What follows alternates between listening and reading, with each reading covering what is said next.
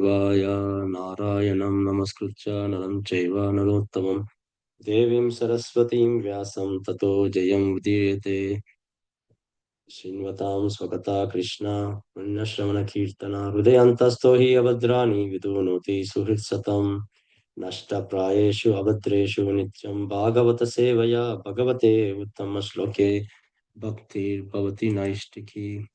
Today we are reading from Srimad Bhagavatam, Canto 4, Chapter 29, verse 7, 8, 9, and 10. Verse 7. Bruhad balam mano vidyat ubhayendriya nayakam panchala pancha vishaya yanmadje navakam puram. Synonyms: Bruhat Balam, very powerful. Mana, the mind. Vidyat, one should know. Ubhaya Indriya, of both groups of senses. Nayakam, the leader. Panchala, the kingdom named Panchala. Pancha, five. Vishaya, sense objects, yet of which. Madhye, in the midst. Navakam, having nine apertures. Puram, the city. Translation and purport by His Divine Grace, A.C. Bhakti Vedanta Swami, Srila Prabhupada ki Jai.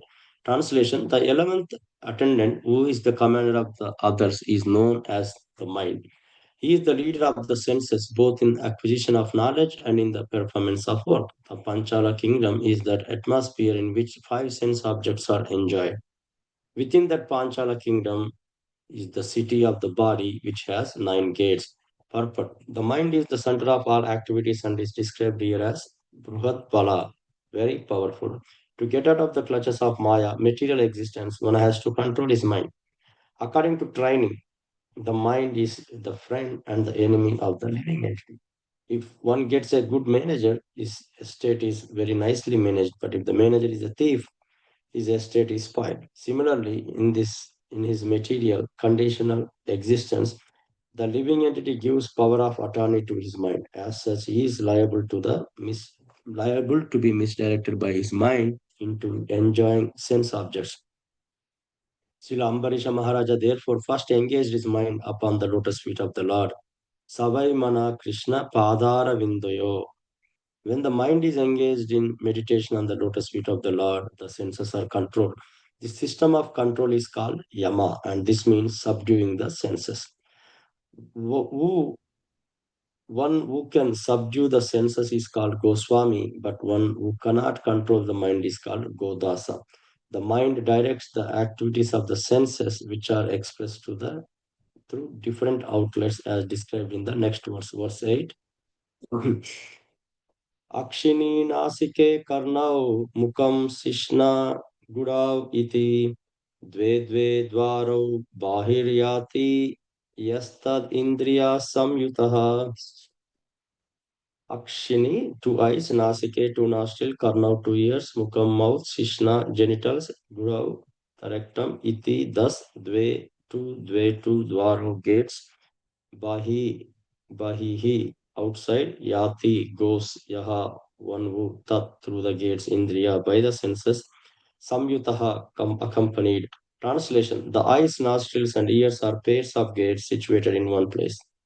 The mouth, genitals, rectum are also different gates. Being placed into the body, having these nine gates, the living entity acts externally in the material world, enjoys sense objects like form and taste.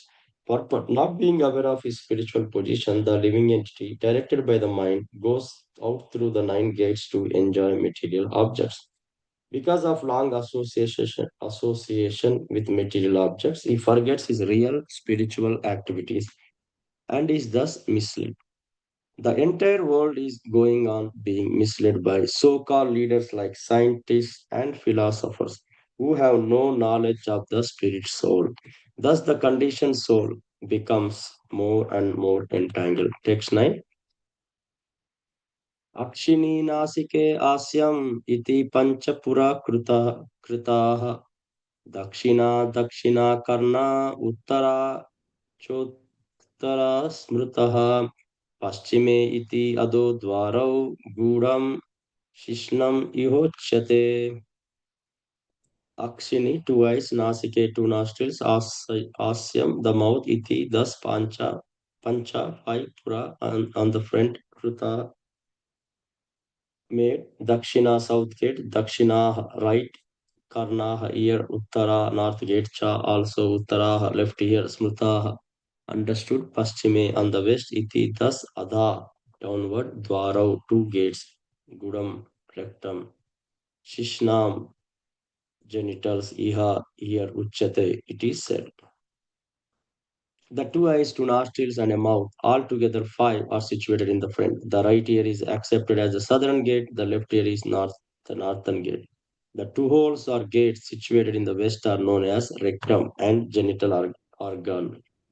Of all sides, the eastern is considered most important primarily because the sun rises from the direction. The gates on the eastern side, the eyes, nose, mouth, are thus very important gates in the body. Text 10.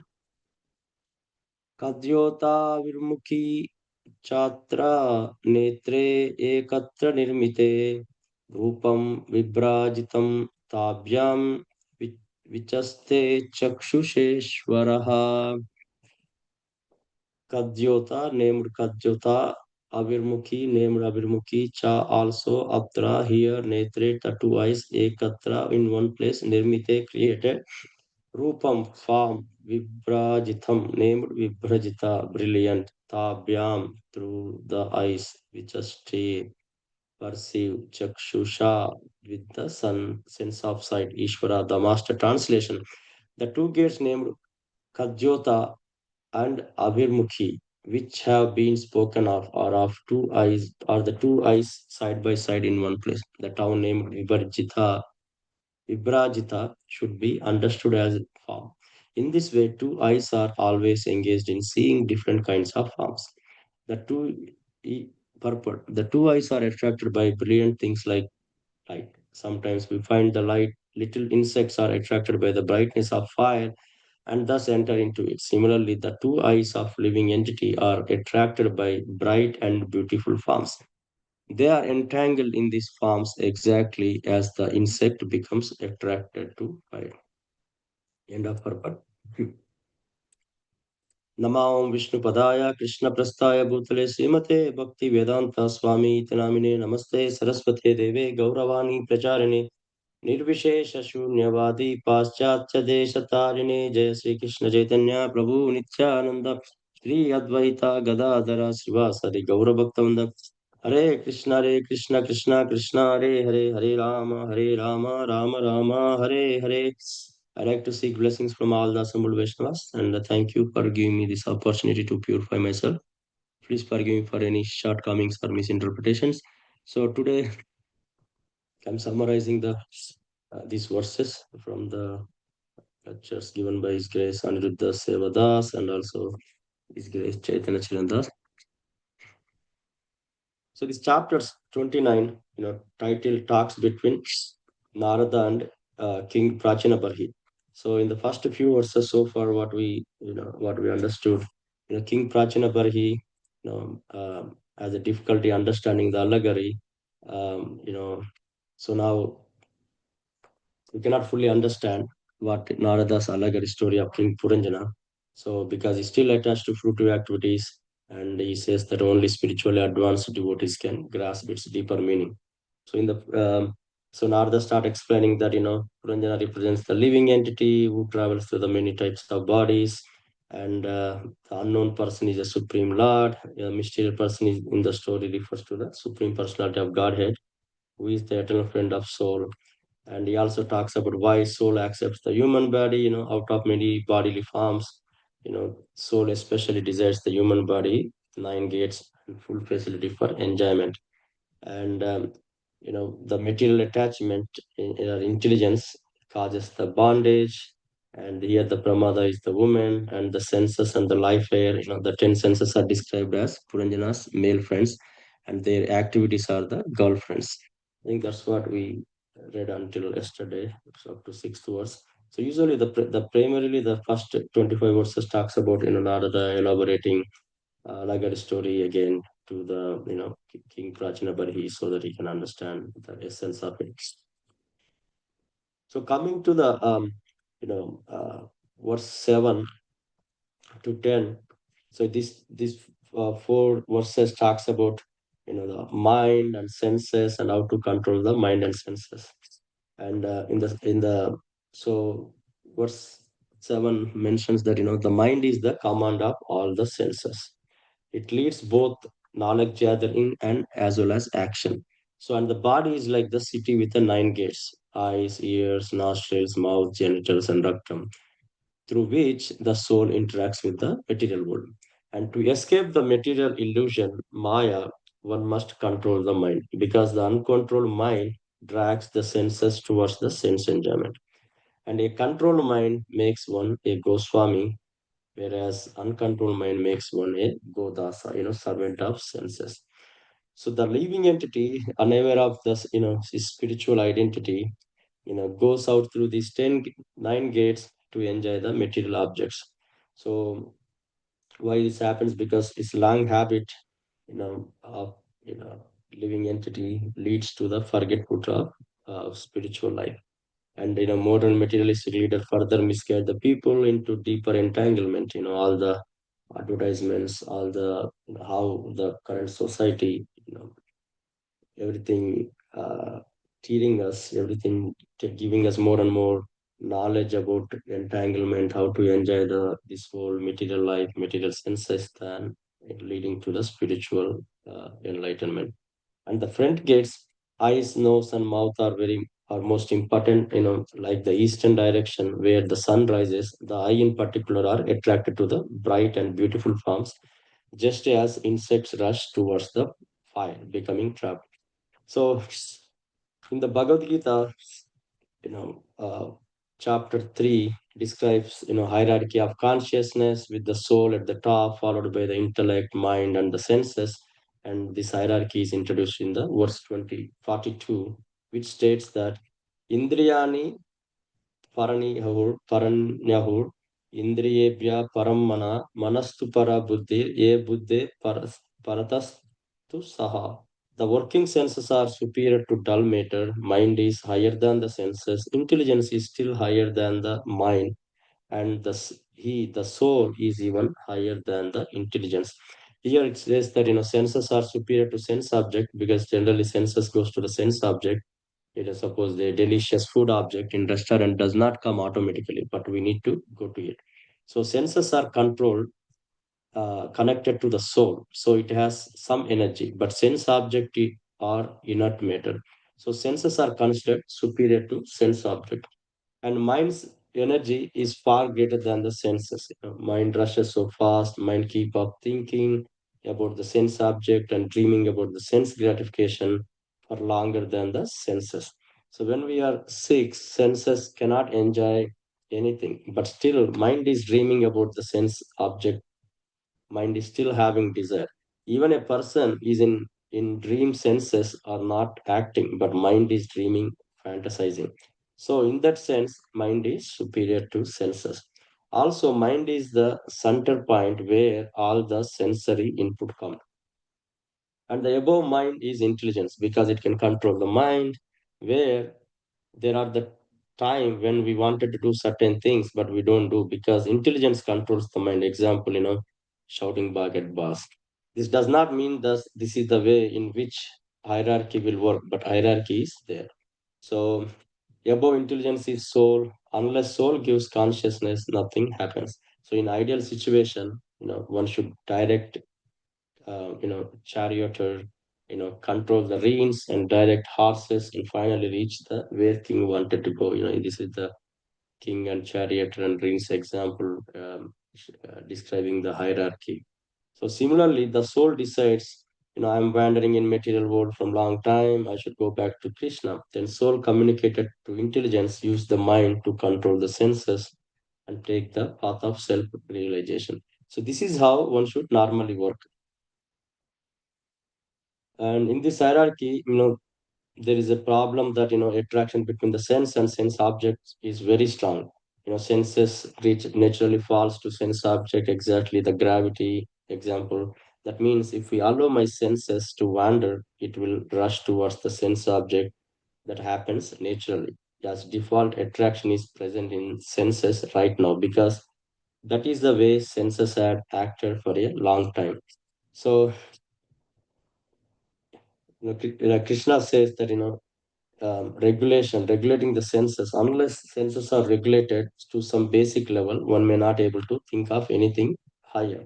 So first step is to regulate the senses. That is not enough, as we will think that we are deprived of enjoyment. So at next level, Krishna says in the next verse to establish upward connection. Param društva nivartate in Bhagavad Gita verse 259. Translation says that the embodied soul may be restricted from sense enjoyment, but the taste for sense and objects remains. But ceasing such engagements by experiencing a higher taste, he is fixed in the consciousness. So unless one is transcendently situated, it's not possible to cease from sense enjoyment. So the process of restriction from sense enjoyment by rules and regulation is something like restricting a diseased person from the certain type of eatable. The patient, however, neither likes such restriction nor loses his taste for eatable.